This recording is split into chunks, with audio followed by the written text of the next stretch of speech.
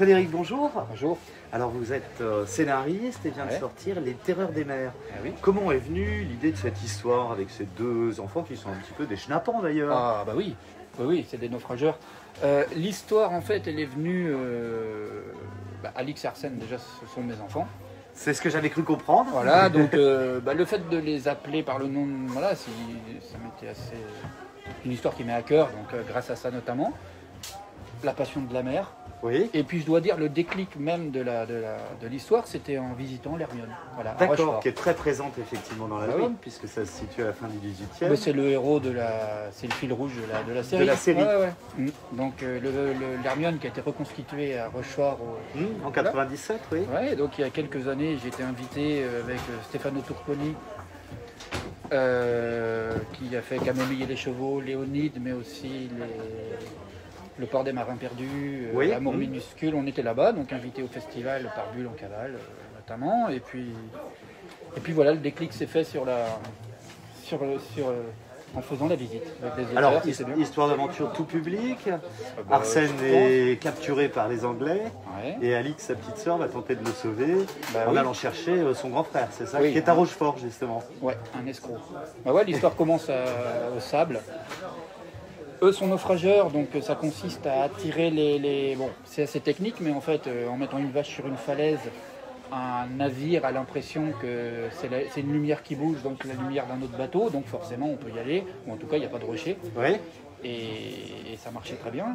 Et après, on prenait le butin, quoi, sans tuer les gens. Alors eux, en l'occurrence, c'est deux enfants, donc ce qu'ils attendaient, j'imagine, c'était 2-3 caisses de bananes. C'est ce qu'ils disent d'ailleurs, hein. Voilà, récupérer quelques caisses. Voilà, et puis qu'est-ce qui se passe?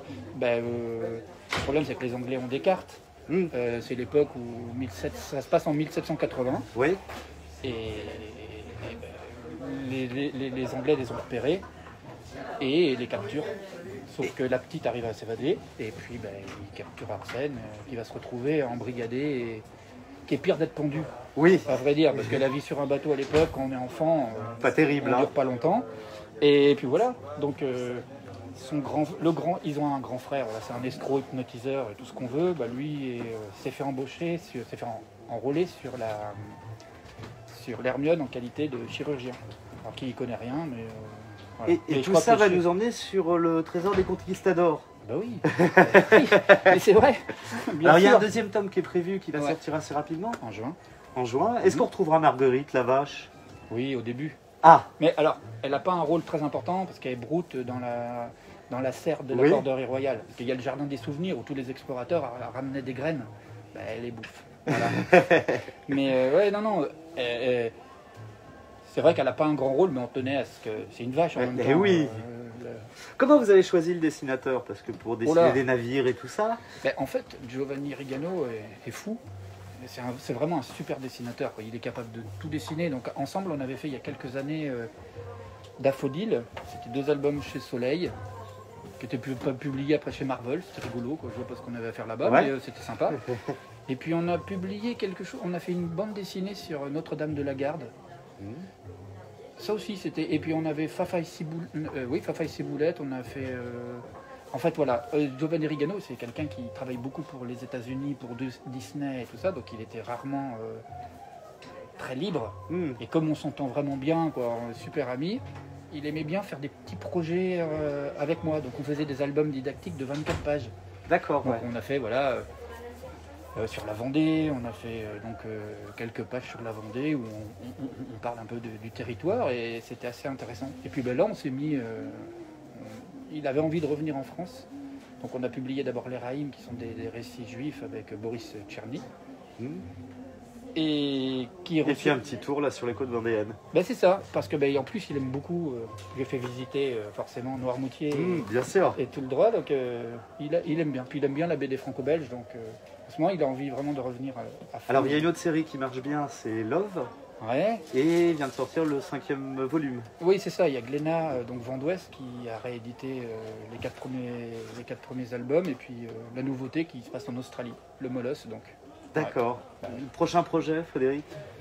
Avec Rigano, avec Giovanni, donc alors on sort le tome 2 en juin. Oui. En avril, on sort un bouquin avec Alain Bougrain-Dubourg, Les lettres des animaux à ceux qui les prennent pour des bêtes. C'est une adaptation de son livre. De son livre, oui. Et ça, c'était chouette parce que c'est vraiment le lien entre, je pense, Terreur des Mers, non, mais c'est du love, mais un peu plus militant, on va dire. D'accord. Ouais, parce que voilà, et la situation est telle que c'est pas mal. Et puis avec Federico Bertolucci, donc l'auteur, le dessinateur de l'œuvre, on prépare un Donald, les vacances de Donald chez Glénat. On a une série qui tourne autour de Brindilles, qui est un autre projet qu'on a fait en 2 tomes. Autour, hein, ça n'a rien à voir, mais c'est autour. Donc l'époque, ce genre de choses. Puis on repense à l'œuvre. Puis après, je travaille aussi sur un projet chez Urban Graphics, autour du procès de Barbie, sa vie, son œuvre. Voilà. D'accord. Ce triste personnage. C'est plus grave. Ah bah oui, c'est horrible. Donc voilà. Et puis là, bientôt, je vais sortir le 9e tome avec Turconi de Camomille. Camomille et les chevaux chez Bambou. Ouais, voilà, je vais faire ça. Et puis... Donc plein de choses à découvrir là dans les mois à venir. Ouais, un Capitaine de 15 ans aussi, toujours avec Christophe Picot. Ouais, quand même. Très bien. Et Jules Verne.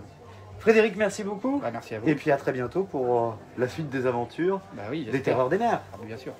Il est fini, l'album est fini, donc ça devrait aller. S'il n'y a pas de confinement, c'est bien. Parce que c'est des albums qui devaient sortir l'année dernière. Oui. Et puis ils sortent maintenant. Voilà, c'est déjà pas mal. C'est parfait. C'est parfait. Merci, à bientôt. Merci beaucoup.